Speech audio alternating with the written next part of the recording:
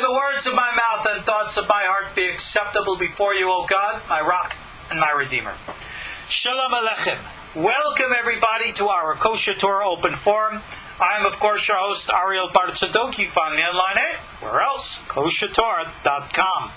Now, this class is the conclusion of our series in the Hebrew book of Enoch, otherwise known as Sefer Hekhalot, otherwise called Third Enoch. And of course, like I shared with you who are on my email lists, those of you who are regular supporters, you know I've always saved the best for last. I'm going to share with you now insights into the names of Metatron.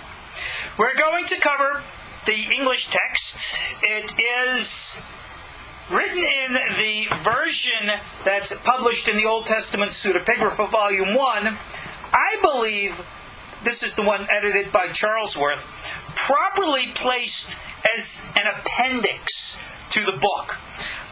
It's an appendix to chapter 48, because you will find the exact same, the Hebrew term is nusach, the same girsa, the same exact text in different places. Specifically, old sources like the Otiot of Rabbi Akiva, the famous alphabet of Rabbi Akiva, which is a text I'm very desirous to teach and pray someday here at KosherTorah.com. We will review lessons from there. You will also find this exact same text in another Hekhalot book called Hekhalot Rabati, which is published in the Yalkut HaRoim, the same nusach, the same version. This is, if you will, the good old stuff. Now, our version here, I'm going to be reading to you tonight from the Alexander translation, again in the Charlesworth's Pseudepigrapha, because I think he does a better job in that respect. And for the Hebrew, I have the original Makor from the Otiot Rabbi Akiva in front of me. Now, we will cover this. We're only really going to stop at certain different names. Really, even to read them all will not do us justice, because we have an entire chapter that we have to cover, and I want to, if you will, emphasize what the names are as opposed to what each of them individually are pronounced, if you will. Now, I also want to take you and show you some interesting peripheral material. We're going to go into the Targum Yonatan Ben Uziel. We're going to go into the Shorshei Shemot. And I'm going to, of course, top it off with the icing on the cake with something very, very special, which I can see I have an honored guest here in class who usually never attends. I think he's the only one who I've ever exposed this material to before tonight. And here we go. This Girsa opens up and states, Metatron has 70 names, and these are they. Okay? And it goes and lists not 70 names, but the Girsa that I have here is 93 different names. Now, as I said, the versions in our book of the Hekhalot, Third Enoch, the book of Hekhalot Rabati, and the Otiot of Rabbi Akiva, all are pretty much the same, what we call Girsa. They are the same source material. The interesting thing about many of these names is, as we've learned in previous names, many of them are titles. Many of them are formulas. Many of them are known to us. The first very famous name is Yahuel. Yahuel means the Lord is God, pretty much. It's the opposite version, if you will, of Eliyahu. El comes first, then Yahu. Here it's Yahu comes first, and El. The exact opposite. But this is an angel name. And you could read about the angel Yahuel, who is given all kinds of positions and places in the greater spectrum of things with the other names. He has a unique relationship with Metatron, and of course, higher angels, and here it is said to be the same. Now, let me just reiterate a point here, which is not discussed here, but we need to repeat it. We remember from our previous lessons that our man Enoch, who became one of the Metatrons, remember that, he's the youngest of the Metatron, because we learned, if you remember, from the Emek HaMelech, that the Metatrons were actually all the Adamic souls that did not fall with the eating of the fruit in the Garden of Eden, whatever that metaphor was. We covered that in our Ariel teachings. Go look there. Now, these souls, called the Metatrons, stayed on high. The lower souls all fell. And Enoch was the first one to be restored to the original collective. That's why he's called the youth. Now, all the different names of all the different angels who are under Metatron are considered part of the Metatron collective. So, for example, you will find in Zoharic literature that the angel Gabriel is Metatron. You will find in other places that the angel Raziel is Metatron. Both of these names are not listed here. You will find written in the older Midrashim like Sefer Zerubbabel that Michael himself is Metatron. And indeed, you will find many of the positions ascribed to Metatron, serving as the high priest in heaven and the like. You'll find that is given to Michael in the Gemara. So you have an overlapping between Michael and Metatron, which indicate that they are one and the same. Do you understand what that means? If Metatron is Michael and Metatron is Gabriel, then doesn't that mean that Gabriel is Michael? Oh boy, I'm going to get all confused. Remember, you and I think in the reality of this world in which we think in separation. But in a higher dimensional plane, you can have separation, integration, and unity existing simultaneously. What for us are polarized or opposite realities, in a higher dimensional plane is the natural norm. It's their natural law. It is a hive mind, a collective. So all of these names, let's be blunt, they're a code. They're not just a list of the names and there are no more names. There are plenty of names. The second name, Yah. Okay, Yahuel Yah. Another name, Yofiel. Again, the beauty of God. And on with all these different names, some of them making sense to us, many of them not. For example, name number 12 is Ebed, which is servant. Now, Metatron is still God's servant. He is not the creator. He is never called Elohim. But he is called the lower Yud-Ke Vav-Ke. I'm getting a question here in text about the mind, the subconscious. I covered all of the psychological applications of this in our practical meditational courses. I'm not going there tonight. Okay? I answer your question to reference that other material. Remember, I have over 500 hours of this stuff on KosherTorah.com. We have a full online university. Please take advantage of this for your benefit. That's why I provide for you literally a full college level education of materials online. Let's go on. Eved, again, we understand what that means. We go through the names. I'm just picking them out of the hat because I want to get through the highlights. As I said, I can't cover all 90 plus of them because that's something that we will have to do at another time. For another reason, which, as I said, the icing on the cake at the end. Moving right along. 27 is an interesting name called Ruah Piskonit. Alright, the spirit, if you will, of the edict, the Piska. Now, some of these names, if you look in later Kabbalistic literature, one of the great source materials, I believe, is the It's a 1700s writing of Rabbi Moshe Zechutto called Shorashei Shemot, the source of names. That's pretty much a dictionary or encyclopedia of holy names, angelic names, and the like. I do believe that the Hebrew text, never of course translated, should be readily available through most of your online Hebrew bookstores. Of course, at KosherTorah we have a link. Go to my links and you'll see where it says buy Hebrew books there. But anyway, this is a title more than it is a name. And then we have others, some again more known to us, and others more strange. Name number 53, very popular name called Taftafyah.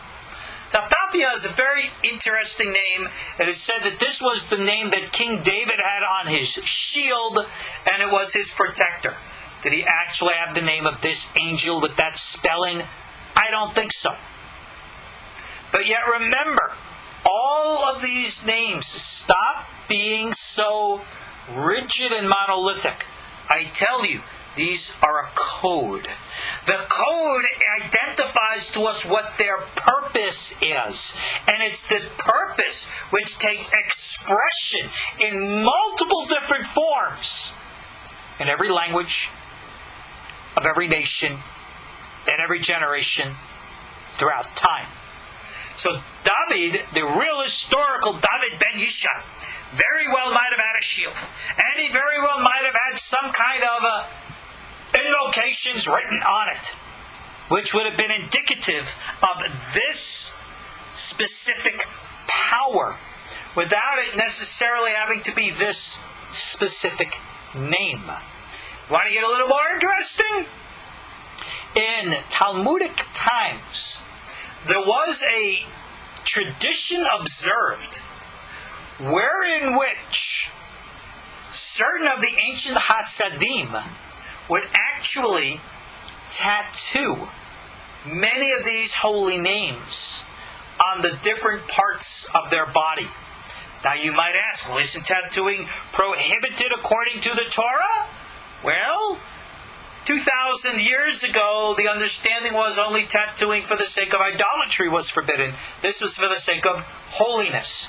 You can go online, you can do your online research, and you'll see that there is evidence. There's even references to this in the Talmud, that people would do these strange kind of things. They didn't put the name Yud-Ke, Vav-Ke, or Elohim, or any of the known names. They had long lists of names which were said to correspond to what we call the Shiur Koma, or the supernal stature. Now, the supernal stature, this is the stature of God above. But, who is God above? Now, one of the interesting names you'll find on the list, we all know the name Metatron, but there is an interesting name here called Metatron, wherein which Metatron is spelled with the letter Yod. Now, you could go into the likes of Rabbi Moshe Cordovero's Pardes Ramonim, who actually distinguishes between Metatron without a Yud and Metatron with a Yud to indicate different levels, if you will, almost like an inner and outer Metatron, a higher or a lower. So all of these different names have significant indications, and to go through them all, to read them, really doesn't do us justice. To explain them, now that would be an entirely different series of learning. And we'll get to this, but let me continue. Towards the end of the list, you have the number name. The number 89, the name being Na'ar Ne'eman, or the faithful youth. Why is Enoch Metatron called the youngin, youth? Because remember, he is the youngest of the Metatrons. He is the first of the fallen souls to ascend above, and thus the lowest of those souls, he is the conduit between all above and all below, as we have discussed. This is why he is called the lesser Yud-Keh-Vav-Keh after the name of his master. As it's written, quoting the famous verse in Exodus, my name is in him. Now, Metatron is called Yud-Keh-Vav-Keh. Metatron is also called, in the language of the later Kabbalah, Ze'er Anpin, the small face of God. Now remember, you have the general small face and the specific small face. The specific small face is in the world of Atzilut. That's not Metatron. In the lower Yetzirah, that indeed is Metatron. And Metatron is what we say the entire worlds of Yetzirah and Asiya, with his, in quote, head, symbolically speaking, of course, in the Baryonic realm with the higher Metatrons. And of course, he is a reflection of the image upon the throne. So when you hear of the Merkava and the chariot, there's the upper chariot and the lower chariot. On the lower chariot is the image of Zer Anpin, who in the lower realms is Metatron, rectified, corrected man. Do you see how this can become confusing? And how somebody can confuse this and make it a terrible error or mistake to think Metatron or Enoch is the creator? Do you understand that? He's not. But it could be mistaken as such. Guess who made that mistake? Should I play the Jeopardy music to give you time to think? No, you should know. This is exactly the mistake that occurred in the first century when people were ascribing to the concept of Messiah, thinking the Messiah was some supernatural being who had the soul of Metatron.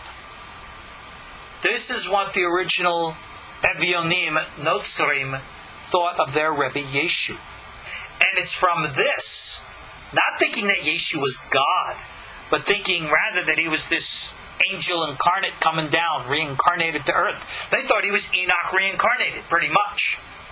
But unfortunately, the later Christianity, without any idea, understanding of Torah and Judaism, misunderstood this, and therefore perverted the teaching to think Yeshu, if he was supposed to be Metatron, then the lesser Yud-Keh-Vav-Keh, that means he's the upper Yud-Keh-Vav-Keh as well, which means he's Elohim the Creator, Trinity and all the rest. And of course, that's where the mistake came from.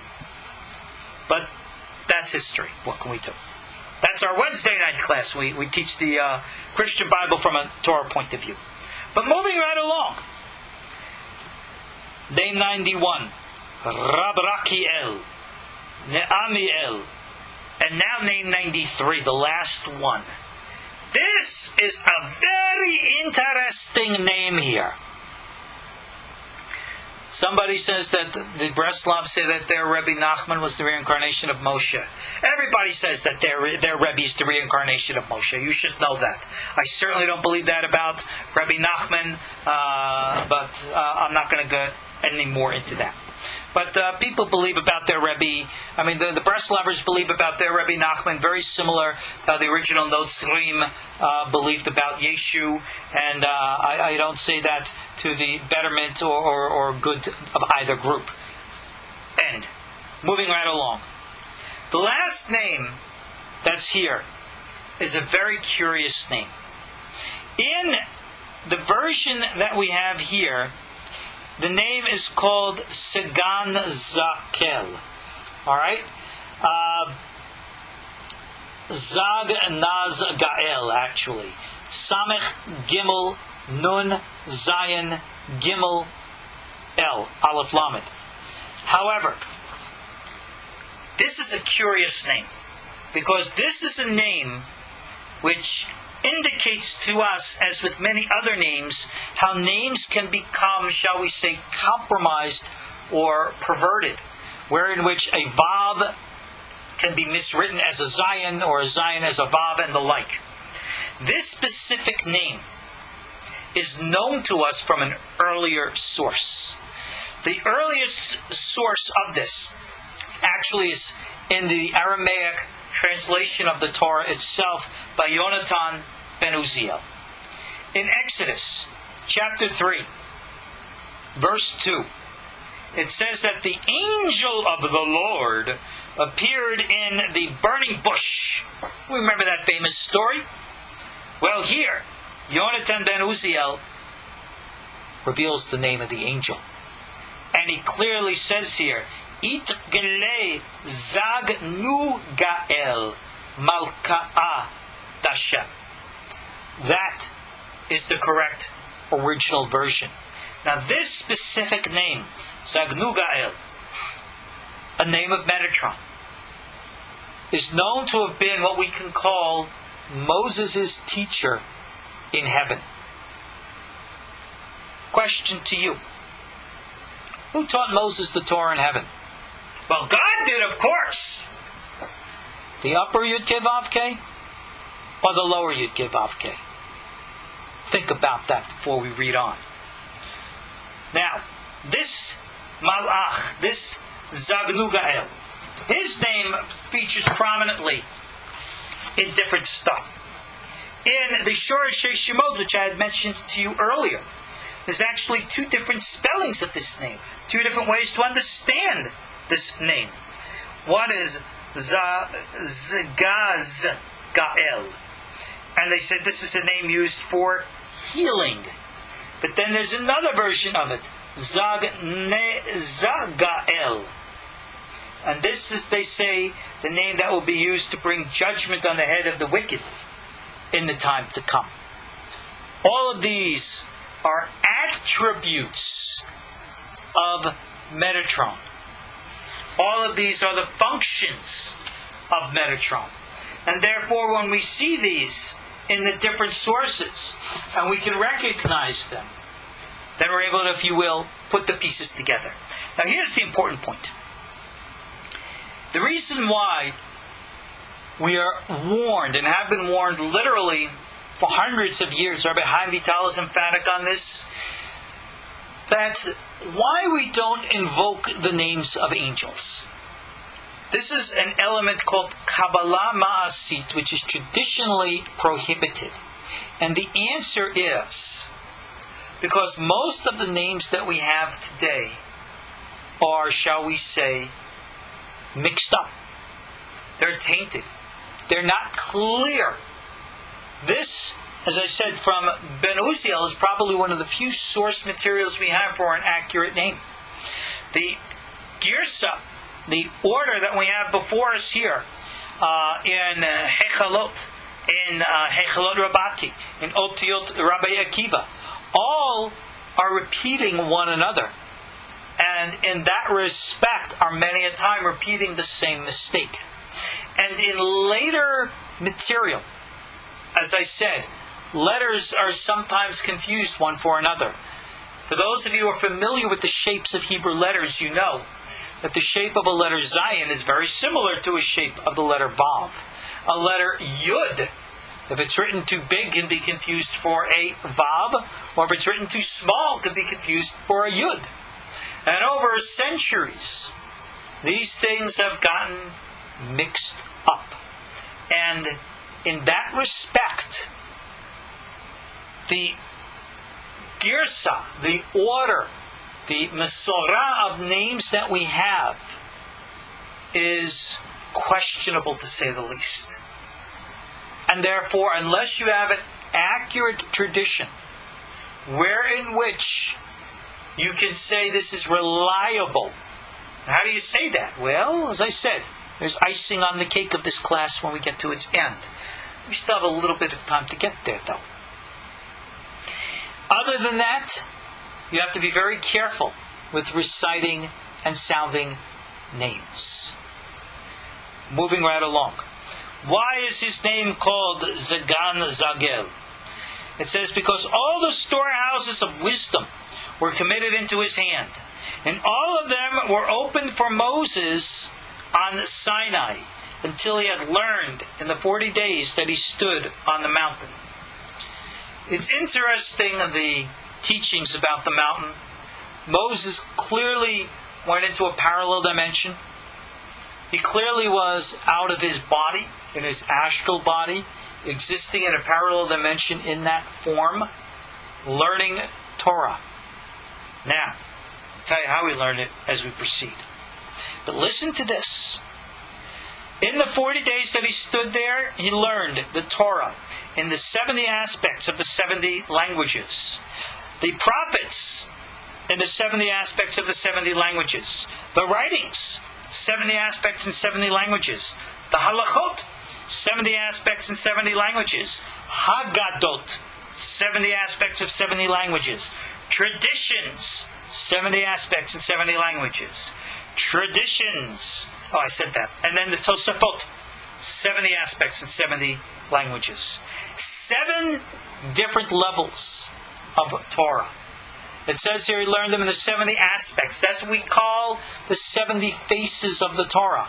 And he learned them in the 70 languages. Gee, what are those languages? What did he learn? Stop being so literal. Here is one of the most clearest examples of something that we find in the words of our sages but has gotten lost in the exile. And that is that the original message of the Torah is that Torah is universal. Torah is not limited to being the religion of Judaism. Torah is found everywhere. Every religion in the world, in every mythology system, in every culture, in every time, somehow, somewhere, God reaches out to those people like a spoke emanating from the center wheel to the tire and speaks to them the Torah, our Torah, in their language, in their way, with their understanding, to give them their path to God. Do you recognize the universality of this? Do you understand what this means? That within every idolatry, there is a spark of light which guides one back to God. These aren't my words. Right in the Bible itself. Hallelujah. Sefer Malachi, the last of the prophets, first chapter, 11th pasuk, says, from the rising of the sun to the going down thereof, great is my name among the nations. Go read the standard classical commentator Rashi, amongst others. It says very clearly there that the nations, they worship all their other gods, but they know there's a God of God, a God above all. And that when they are sincere in their heart, seeking to serve Elohim, the Creator, even if they are doing it in mistaken forms, God does not hold the mistakes of their intellect against them, but rather embraces it as a true and sincere offering, even if it's offering like an idolatrous sacrifice.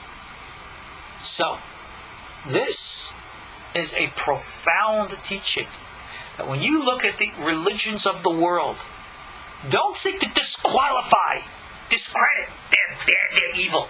On the contrary, participate in the gathering of the sparks of holiness. Regather the sparks of the exiled Torah and see it. I, as you know, for many years have searched the religions of the world. Why? Because I'm looking for these sparks. Oh, I'm very satisfied and happy being who and what I am. I was born a Jew. I am ordained an Orthodox Torah observant rabbi. And that is who and what I am. That's how I live, that's how I'll die. No questions, no problems. And yet, when I study the spirituality of the Native American traditions, complemented with the historical fact of knowing that ancient Israelites were here, I see our Torah and their traditions. Oh, black and white. Oh, I could teach an entire course on that. Clear as a bell. And I don't mean reading what modern people say. I mean, you got to go back hundreds of years to the oldest original Native Americans who've actually written. And you see our Torah in their words. Go back into ancient Chinese traditions. And remember, we've had Chinese Jews since the days of Queen Esther. When I studied different elements of Chinese medicine and the Taoist philosophy, not so much the Buddhist, but the Taoist philosophy underlying it, I see symbols and images, even similar to our 10 Sefirot. Are they the same? Nothing's the same. Like I said, spokes come out from the center wheel. One comes out to the one side, one comes out to the other. But if you could look to the center, you see the connection. And that is what makes it valid. You can look in all the other traditions, and there is something there for those who wish to seek it out. You can call this, if you will, the archetypes of the collective unconscious. Somehow, somewhere where elements like beams of light emanating like from the sun, coming out from the collective consciousness of man, reaching out from each and every one. Yes, seek it out, and it is there. Does that mean that all the other religions in the world are the same of Judaism? Oh, come on. Don't ever say that. I wouldn't say that, and I did not say that. Are you going to tell me that every single human being in the world is the same? We're all the same height, we're all the same weight, all the same skin color, all the same hair color? No. But somehow we're all human beings. God did not abandon the world.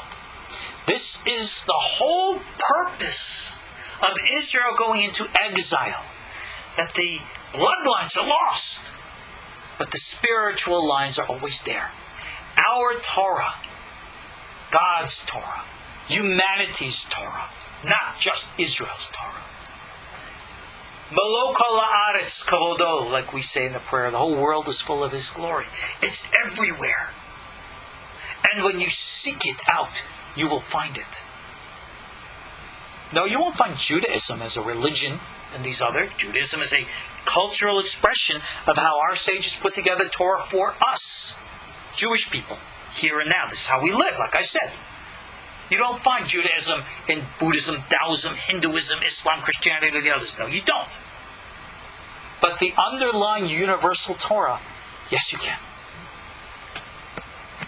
Moses was given this universal Torah, a quantum Torah, with all different applications, all different aspects. Now remember, you cannot take this literally. Because when Moses came down after the 40 days, what happened next? The story of the golden calf. Do you think that the story of the golden calf was written in Moses' Torah? If so, then no one who committed a sin with the golden calf should be held accountable. Why? Because God wrote it in that they were going to do it. Hey, God, I'm only doing what your Torah said. No. Can't take this stuff literally.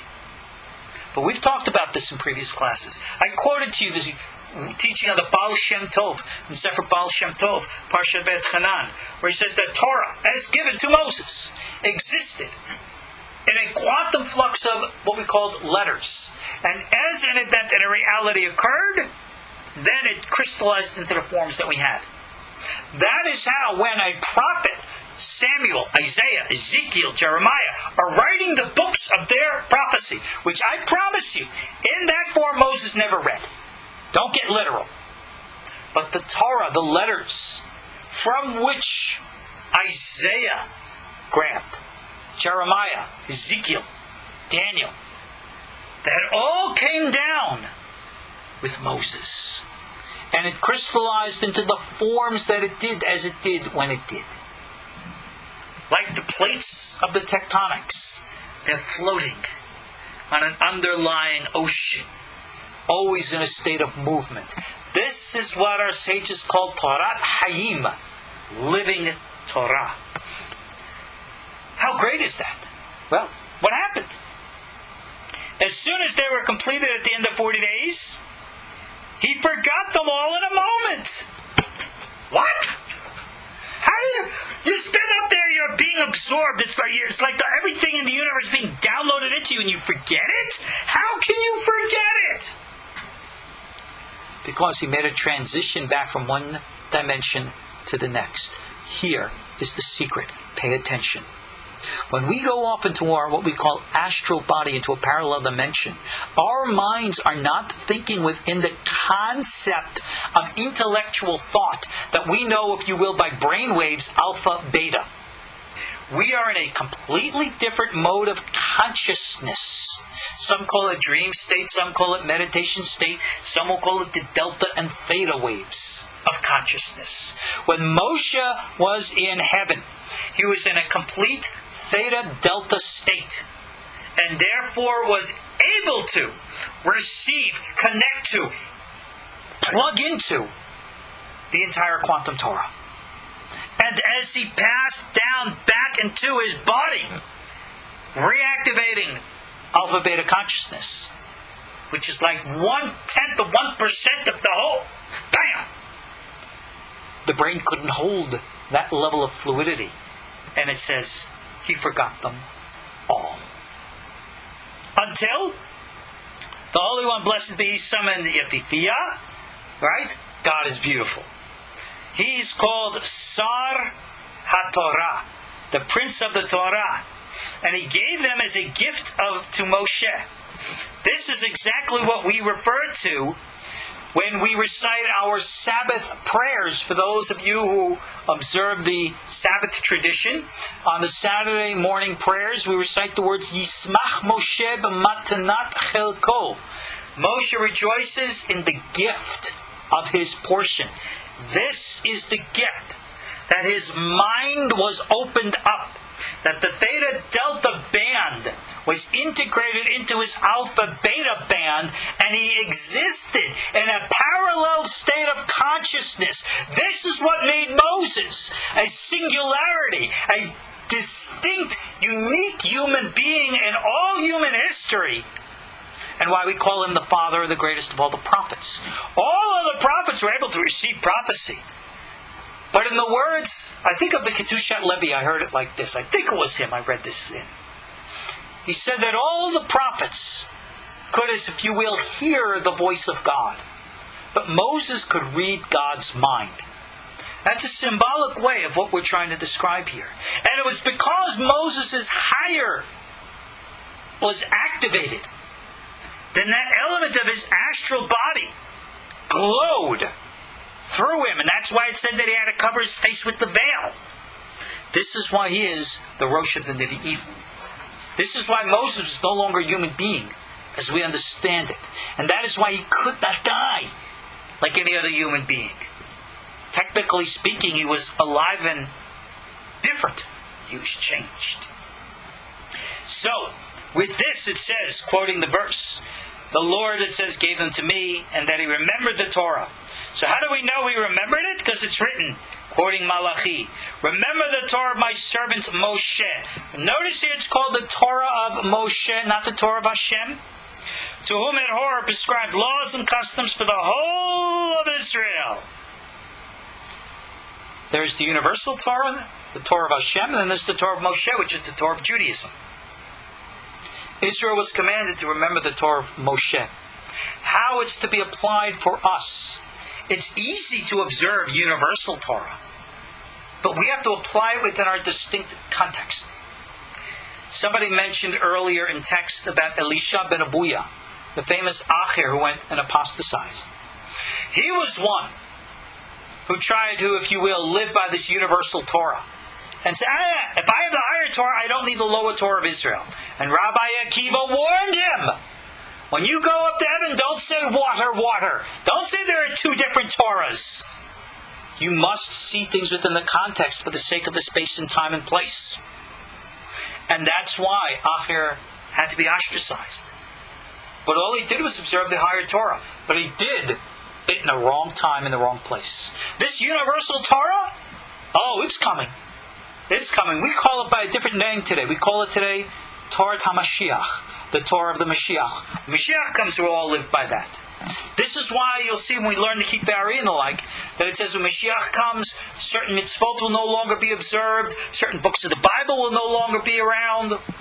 Because the Torah of Moshe will transcend to become the Torah of Hashem. We can't do that today. We're not genetically, biologically, psychologically, physiologically, or historically ready. But we're getting close. Moving right along. This Torah of Moshe is the Torah, the prophets, the writings, the laws, the halachot, traditions, customs, hagadot, tesafot, all were given to Moshe at Sinai in their quantum state. And as a reality materialized, it took the form. This is why the only true one who has the right to call himself a rabbi is one who is ordained as an authority of Jewish law, halacha. 2 levels. A yore, a yadin, yadin. One who knows the first 2 sections of the Code of Jewish law, the Shulchan Aruch. One who knows all 4. Because this is the Torah of Moshe. So all these other guys who call themselves a rabbi, they want to teach, they want to tell you stories and this and that. I'm sorry, forgive me if you don't like it, they're full of baloney. None of them have the right to be called a Rav. That's where I come from, that's how I view it. Because Torah is the path. Remember what the word halacha means. Halacha does not mean law. It means the way to go. The natural flow. What you and I are supposed to do on a daily basis. So for example, we're coming into the Passover season. You have a question. Is this kosher? What do I do? How do I observe? For those of you, let's apply it. You want to learn martial arts. Okay? You're learning something like Kung Fu, Tai Chi. Well, you can learn all the forms. You move your hand like this, you move your foot like that. But that's not enough. There has to be energy into it, power into it. And then those movements become second nature to you. You say, I see the wisdom within it. This is halacha. When you sit and you learn the law, you eat matzah, you eat wine, you drink wine, you do this, you that. And over time it absorbs into you and you understand it. And you say, now I see the wisdom of it. Only one who has that and can teach that is a Rav. You don't go and learn Kung Fu, Tai Chi, right? Like from the pages of a book. You have to have someone show you.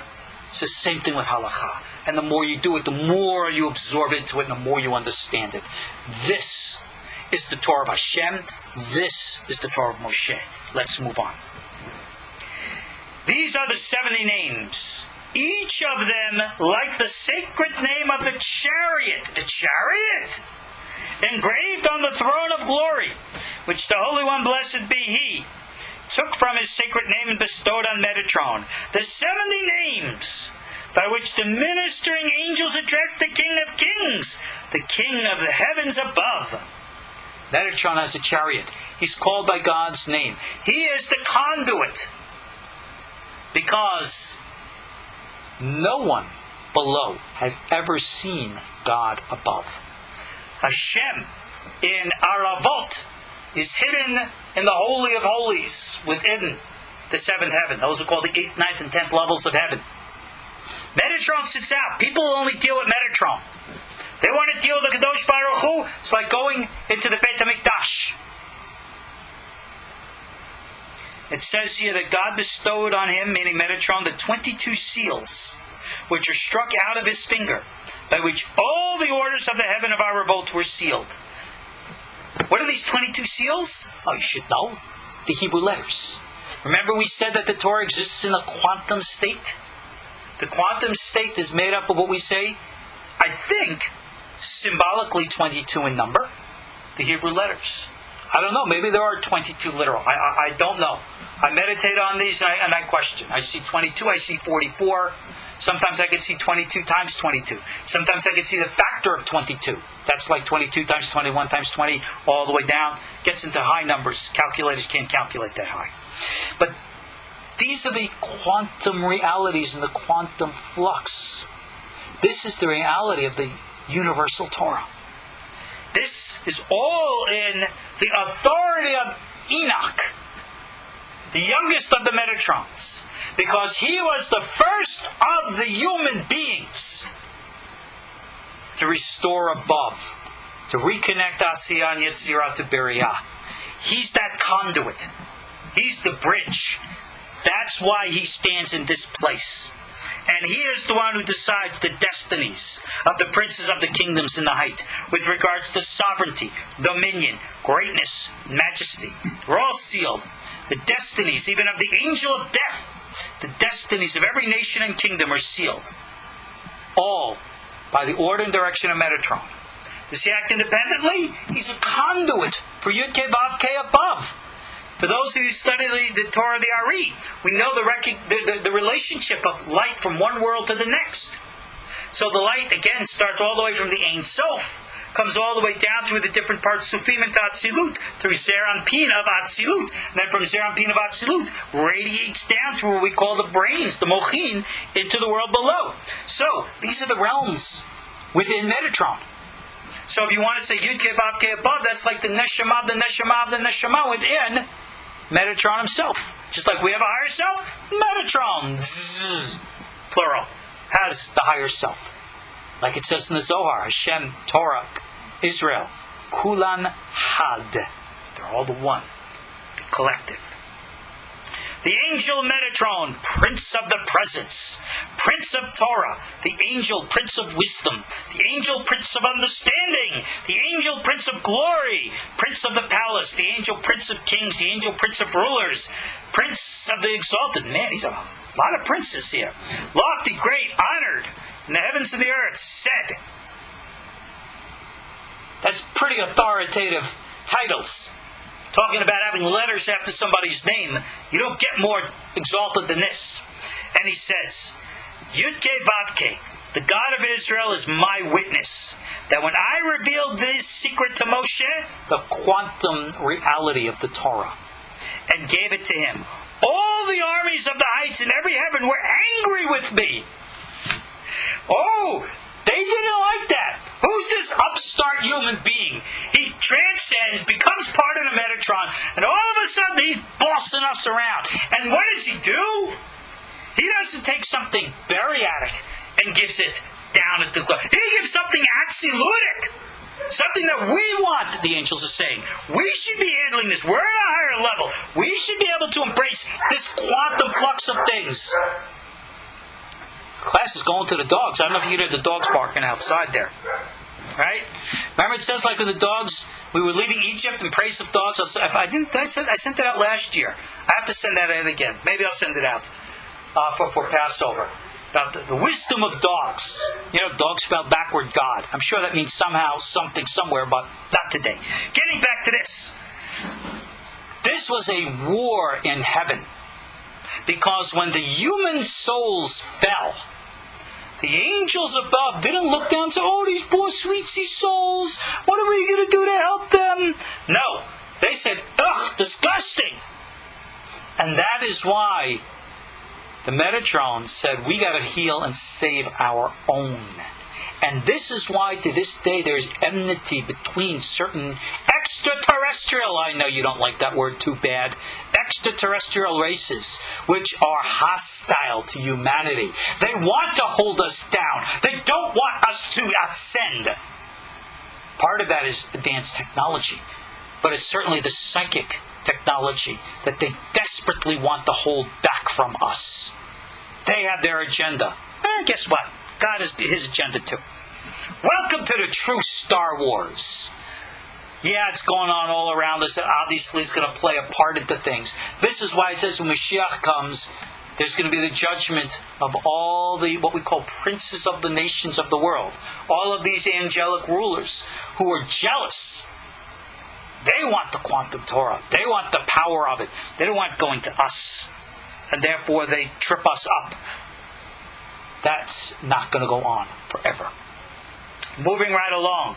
So these angels, they said to Metatron, why are you revealing this secret to mankind, born of woman? I guess they don't like women up there, what can I say? Blemished, unclean, defiled by blood, in an impure flux. Men who excrete putrid drops. Ew.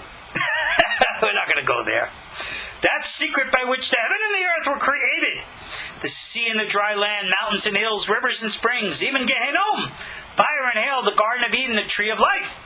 By it, Adam was formed. The cattle and the beasts of the field, the birds of the heavens, the fish of the sea, Behemoth, Leviathan. Yes, they are real animals. There is a real Godzilla. Yes, there is. It's a real big 500-foot fire-breathing reptile that's under the ocean.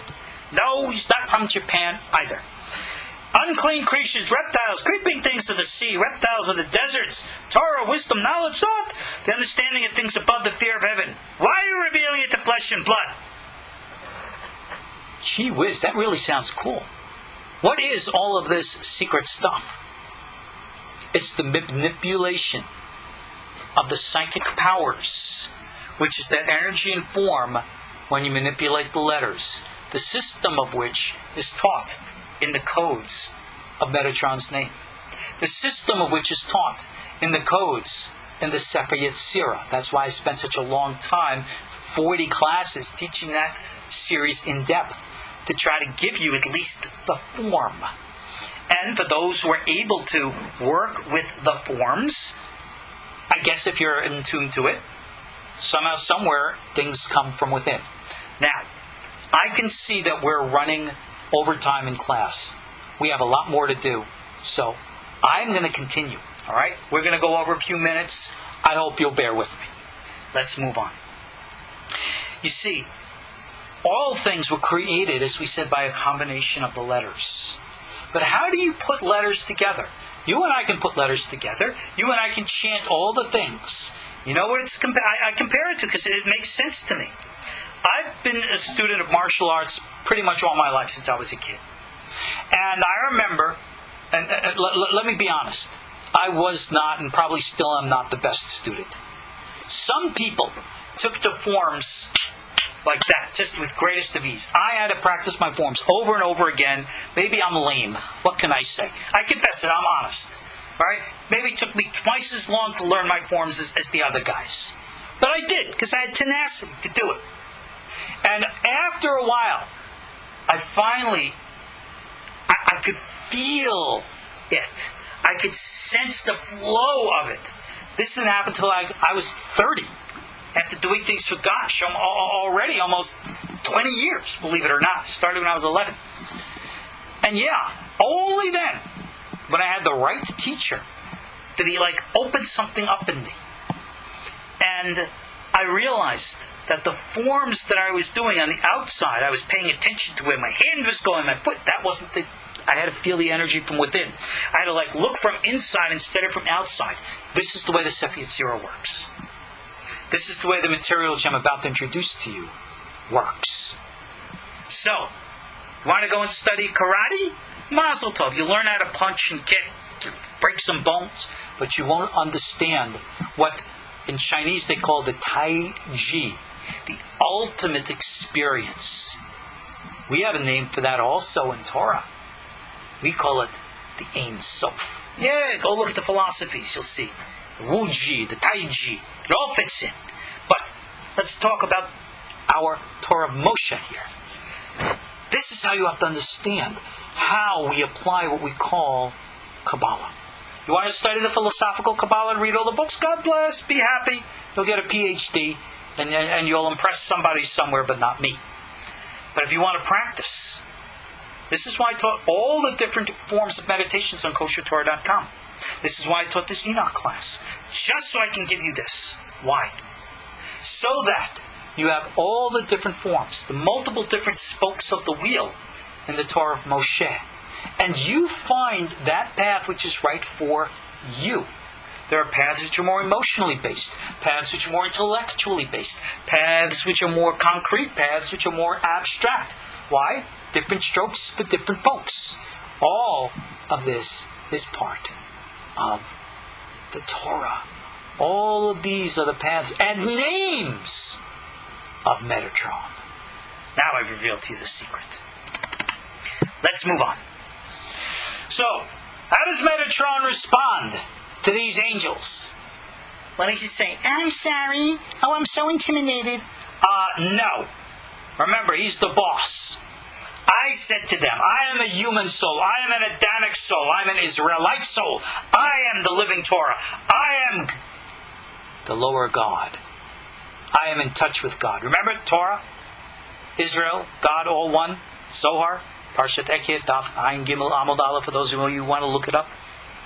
That's what it is. Metatron became the extension of the conduit. Enoch joined the Metatron, became the extension of the conduit. All one, like a pipeline. I said to them, Metatron says, because the omnipresent one has given me authority from on high in the exalted throne, from which all the sacred names proceed, with fiery lightning, brilliant sparks, flaming hashmalim. Now, that doesn't seem like he was trying to appease them, does it? He just says, hey, I'm in charge here. Deal with it. And listen to what it says. But their minds were not set at ease until the Holy One, blessed be He, comforted them, spoke to them nicely. No, that's not what it says in my book. My book, it says that the Holy One, blessed be, rebuked them and drove them out of His presence with a rebuke. Now, who is being rebuked here? These upper princes, these other angels, these Yetziratic beings. They're the ones who are in charge of the operations of the universe. They didn't like the bariatic entities coming down here in the first place. All the more so getting stuck down here, messing up their work. So when Metatron says, hey, why do we got to tolerate this? And he says, because I said so, it's part of the plan. It goes back to the old Midrash that you read in Midrash Rabbah, that when God originally was creating mankind, that there was a large part of the angelic that says, we object. Why do you bring the bariatic souls down into Yetzirah and then eventually into Asiyah? No, we don't like that. There was always this grumbling. They wanted to be the souls. They wanted to ascend above rather than have others descend below. Compare it like this. You work for a company. You have devoted your entire life and career to this company, and now a promotion spot is open. And rather than that promotion spot being given to you, it's bringing somebody from outside the company to take that position. And you turn around and say, well, why? What did I do wrong? You say, you didn't do anything wrong.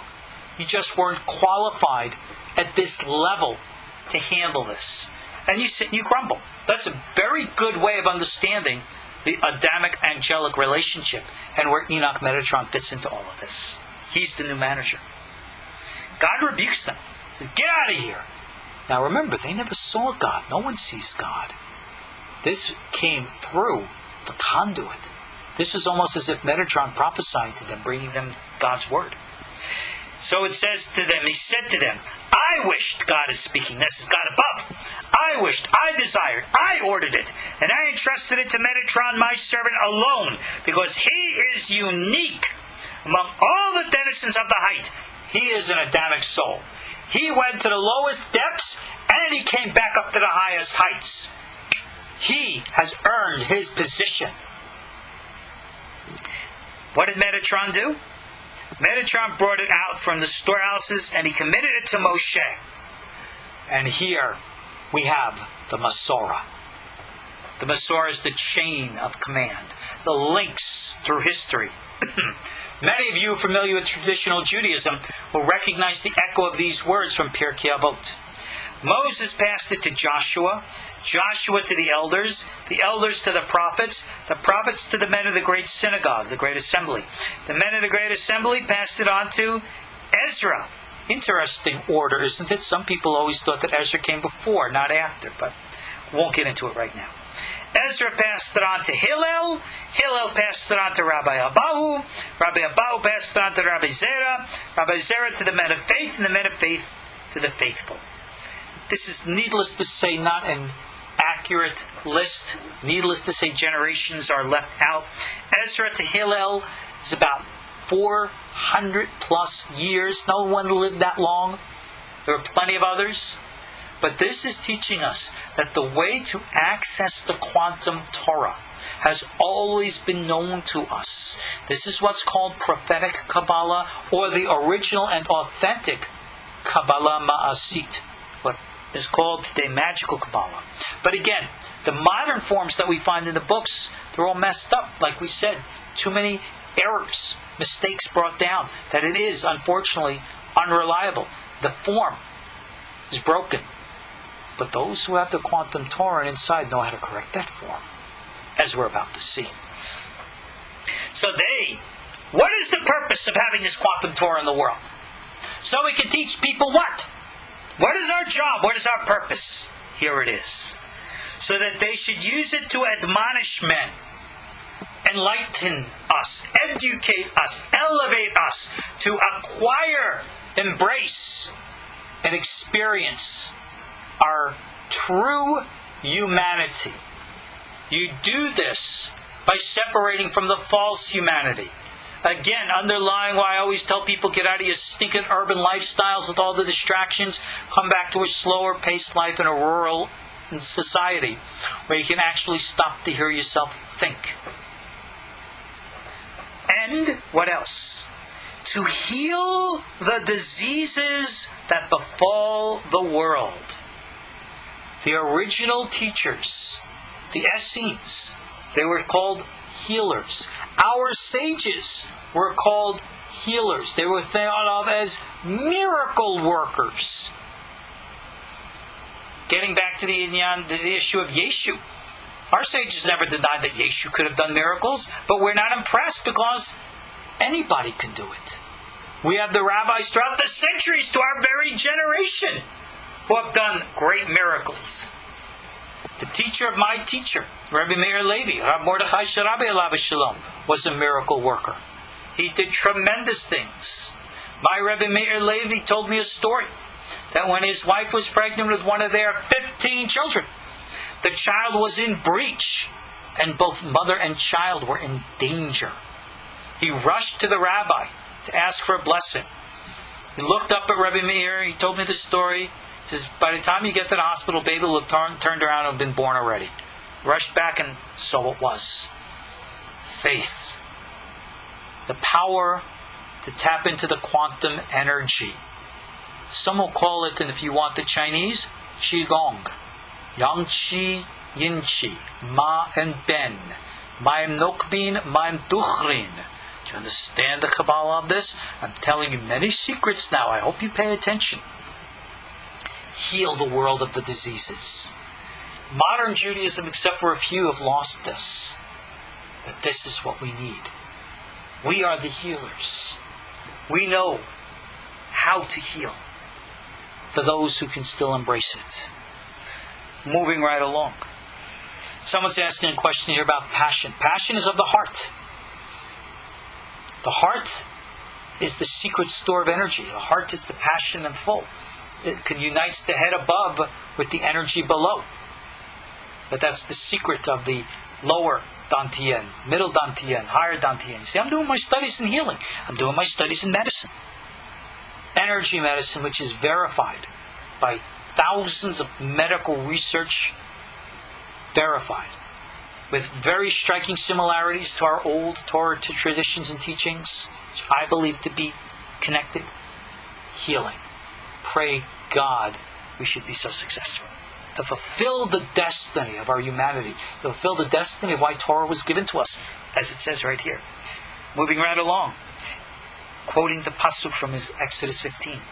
If you listen carefully to the voice of Hashem your God. We don't listen anymore because we've forgotten how to listen. We're all deaf. And do what is right in His eyes. We don't know what's right in His eyes because we can't see anymore. We're blind. If you pay attention to His commandments and keep His statute, if you follow the halakha, live by halakha to experience the flow of energy within it. I teach a Gemara class on Sunday mornings.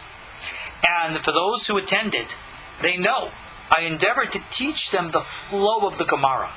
Why it's the way it is. So you can experience the flow. Not just understand the words. Not just look at the form, but to get to the spirit within. This is how you live. And only then, as it say, I shall inflict on you none of the diseases that I inflicted on the Egyptians. For it is I, Hashem, who gives you healing. The Torah is healing. Torah Hashem Temimah Mashivat Nafesh. The Torah of Hashem is pure. It restores the soul. On this note, running late, I should conclude this class. But like I said, there's some icing on the cake that we have yet to cover. So just for a few more minutes, let's have something sweet. Only once before that I even discussed this. And I will discuss it now only in brief. The 70 names of Metatron. For those of you who are my monthly supporters, and indeed I truly thank you for being there for me. If it wasn't for you, I would not be here. And then again, the rest of you wouldn't be here either. So you thank those people who are supporting all of us. And those of you who would want to become a monthly supporter to help us, believe me, we are very grateful for your support. I sent you out the Shriti, which I wrote with this material, which I've only taught once before. And I will share with you about these names of Metatron, in brief. Now, the version that I have here comes from an interesting book called Sefer HaCheshek, the Book of Passion. It's part of the Soder Hazayah, the secret hints, coming from the school of Rabbi Eliezer of Worms, Rabbi Eliezer of Yermizah, the last of the Hasidei Ashkenaz to teach the old schools. The old schools, which of course, what I emphasize here at KosherTorah.com. And here, he has this entire little book on the 70 names of Metatron. And he writes like this. Right? Kol hayodea shivim shemot shel Metatron. All who know the 70 names, and yeah, there are more than 70 names. Remember, 70 is just a generic number. Yechol lif'ol kol ma sheyirtzeh. He can perform whatever he wishes. Because the names, like I said, are a code. Ach, verak. However, remember the angels above, they were ticked off at man? Well, they had a point there. You have to be prepared. You need Kiddusha, holiness, purity, which, tahara, purity. B'chamim etzonen, b'ta'anit b'hefresh isha. In hot and cold and fast and separation from women. Why separation from women? What's all this prudishness? Energy! Sexual energy. The Chinese call it jing. It transforms into chi, which then goes all the way up to shen, which becomes soul. You recognize that from Torah? You should. In their language, they just refer to the nefesh, the ruach, the neshama. In their language, they just refer to malchut, yesod, tiferet, going all the way up to the dot. Like I said, spokes to the wheel. Different strokes for different folks. They understood. And that's why in the Taoist tradition, they teach about modesty in all of these things. And in Torah today, our sages speak about it too. It's all in the code of Jewish halacha, the way. But no one learns. No one observes anymore. No one cares. They just want to do what they want. And they wonder why they're blind and they're deaf. And why they cannot connect. Energy, energy, energy. Everything is energy. So, tzarich tefillah v'limud Torah. You need to pray, and of course to study Torah. The Torah, as you study, is the living Torah. The prayers that you recite are your prayers that come from your words and your heart. You have to be a channel. The imata oseiken. If you manage to do all of this, and you open up the inner channel, then will you have revealed to you the real secrets of the Torah. Not the modern day philosophical Kabbalah, but the real revelations and insights. One word someone writes here in questions. Hit bodedut? The secret isolation of the mind and body? Bingo! You got it. That's the secret. You're waking up in the early wee hours and being quiet, silent, transcending your alpha beta mind to go into the theta delta mind and trying to bring it back, oscillating consciousness, just like I taught in the Sefer Yetzirah stuff. And if you can achieve it, tuchal la'avi magid lefi ritzonecha kama shetirtzeh. You will then be able to bring for yourself a spiritual guide according to your will as much as you want. Go see the course that we have on bringing a magid down. It's on KosherTorah. V'sha'ah pele'im yechol la'asot. And all the rest of the wonders you will then be able to do. Now listen to this. V'zeh shemasar matat l'Rabbi Yishmael k'she'ala lamarom. And this is what Metatron passed on to Rabbi Yishmael when he ascended above.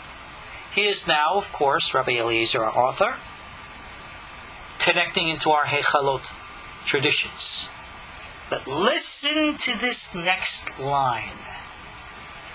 Ele hashamot, these names, asher ani nikra lifanai, excuse me, let me reread that. Elo shemot asher ani nikra lifi ma'asai. These names I am reading to you now are according to my actions, my experiences. V'po'olot asher ani po'el behem, and according to the functions that I perform with them, be'elyonim u'betachtonim, in the worlds above and the world below. And what follows on the next, let me see, starts here on page 217, goes through to page 237. The next 27 pages, 76 different names. The only version of commentaries on each of the names that you'll ever find. And each name he explains. Not as mechanical as you might think. This name means this, recite it 3 times, turn around, stand on your ear, and pull on your nose, wiggle it once, and then this is going to happen, right? You'll bring a rabbit out of your hat. No, nothing like that. You have to think about what he's saying. You have to look at each of the names. And the names are not always the same as the order that we had in our original versions. Some names are different. And he brings down each name with a teaching. And the teaching is poetic, symbolic. You have to meditate upon it, contemplate it, think about it. I only taught this one time before. And now I'm exposing it to you. To teach all 76 names in the remainder of the time that we have tonight, needless to say, is impossible. That could not be done. And therefore, to be fair, I'm not even going to teach 1 or 2. But I want you to know that this material exists. That which I just translated to you is the introduction on the Shriti. The names are on the Shriti that I produce. One of the techniques is that you read the names. Don't worry about reading them. You're not going to be struck by lightning. You're not going to get the angels angry at you. They're not going to come and burn you or anything of the kind. And you meditate on them like a chant. And if you do that and truly connect with the spirit within, then maybe, if your ears are open and if your eyes can see, you'll start to sense a flow. You'll start to feel. You'll start to receive. And then, and only then, will you start to know. Just like Rabbi Eliezer of Germiza here did. Again, the name of the book is Sodei Razayah, but you have to get the version that has Sefer in it. It's called Sodei Razayah HaShelem, and it's published by Barzani. So you have to get the Barzani edition of the Sodei Razayah if you're interested in seeing this material in the original Hebrew, to try to go through it yourself. If you do, God bless. Maybe someday I will teach a private seminar on these names. Probably would be a course. That's for God to decide. I have no plans to do that at this time. Why? Because I've taught so much already, and people haven't learned the original forms yet. How then can I teach the icing on the cake? And people haven't eaten their dinner yet, haven't had their appetizer, or the more so their meal, or the more so their cake, that they're worried about the icing. Like it says in Pirkei Avot, prepare yourself first before you, in the outside, before you go into the inside. So that's it. With the grace of God, I've concluded what it is I want to teach you tonight. I've shared with you now everything that you need to know about the Hekhalot, Merkavah, and Enochian traditions, and pretty much what motivated me to teach this course from the beginning. So in that respect, I hope and I pray that you will take not only these words to your mind, but to your heart. That you'll think about them, contemplate them. For those of you who, again, my supporters, you'll have this lesson. Please listen to it and re-listen to it. You'll find that I've taught many a thing that you will maybe not picked up. Maybe your theta delta waves weren't activated yet and need to pay attention. For the rest of you, it will be available on KosherTorah.com. And what more can I say? Again, I want to thank you all again for joining me tonight. I'm your host, Ariel Bar Tzadok. Come and see me online at KosherTorah.com. Come take our other classes. God bless. Good night. Shalom. Bless. Good night. Shalom. Bless. Good night. Shalom. Bless. Good night. Shalom. Bless. Good night. Shalom. Bless. Good night. Shalom. Bless. Good night.